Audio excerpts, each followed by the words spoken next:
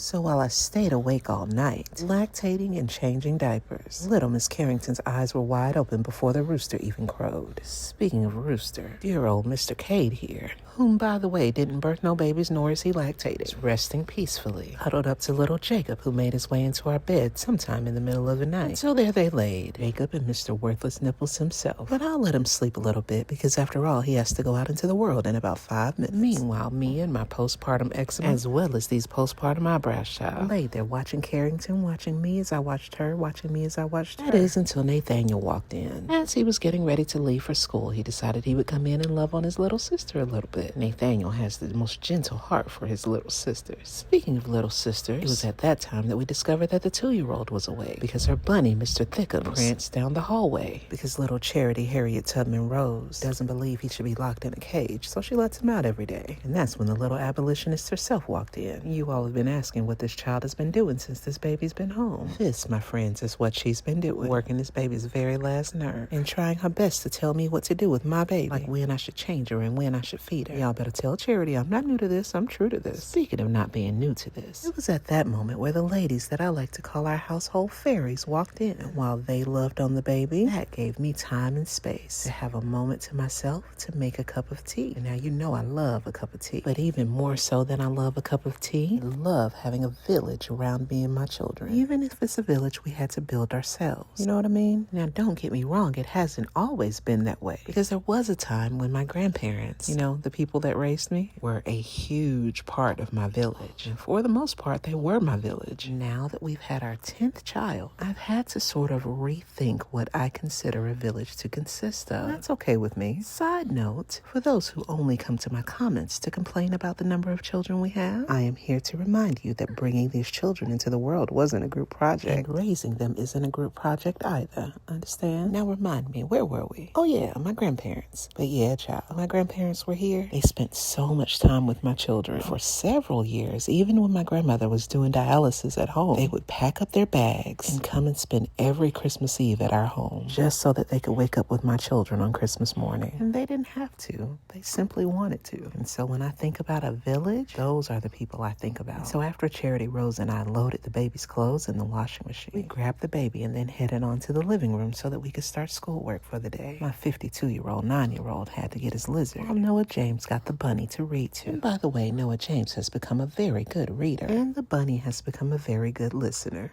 Anyway, child, so while my household fairies, you know, part of that village that we've had to build ourselves, did laundry and some other things I needed help with around the house, while I rested and did schoolwork with the little ones, it dawned on me that, girl, you have a lot of children, and one day you'll have a lot of grandchildren. So that means that one day Mr. Cade and I will be busy being the village for our children and their families, spending the night with them on Christmas Eve, you know, taking them meals, cleaning their kitchen without asking, doing their laundry while they rest and heal, and overall just being their soft place to land, especially in those times when life gets a little heavy and they need it the most. You know? Thanks for watching. See you next time. Bye.